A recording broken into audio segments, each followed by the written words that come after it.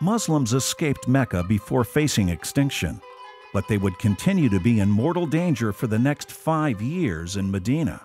The Meccans were, in fact, persecuting the Muslims, not only when the Muslims were living in Mecca, but then they still were trying, at the end of the day, to enjoy their pride of place and to, in many ways, marginalize the Medinan community. Islam is a religion of peace, and Muhammad, the Prophet, he tolerated a lot of persecution, abuse, and suffered a lot at the hands of his enemies, and did not want to shed blood or go to war. And God had to tell him to fight those who persecute you. The Prophet had to migrate, leave Mecca and come to Medina. They did not leave him alone there. They kept coming and attacking the city of Medina, one after another. In Muhammad, a biography of the Prophet, Karen Armstrong states, "It was essential that Muslims display an image of strength and decisiveness if they were to survive the lawless state of Arabia 7th century.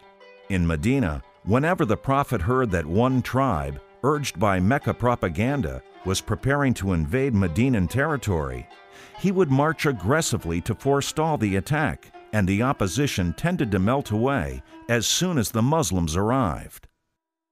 And so we see a series of battles. In the Battle of Badr, against overwhelming odds, the Muslims win. In the Battle of Uhud, the situation's reversed, and indeed the Prophet is injured. The story of the Battle of the Pact began with the Meccan Quraysh leaders summoning all its confederates, 10,000 people, and marched towards Medina with the intention of finishing off the Muslims. This was a year after the Battle of Uhud. The battle ended peacefully without an actual fight because the Muslims dug a deep ditch between the flatland of Medina and the mountains outside the city.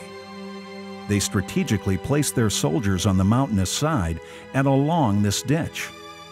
The Meccans were taken by surprise when they were faced by the ditch and were unable to cross it or penetrate the Muslim defensive lines. After 40 days of siege and attempts to engage the Muslims in a battle, Quraysh soldiers gave up and returned home.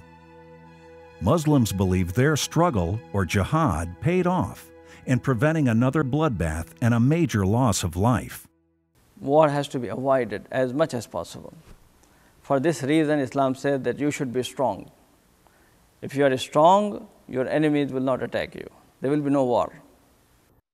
Muhammad sent several expeditions to the rest of the tribal communities of Arabia, announcing their strong presence and making alliances with them before Quraysh did.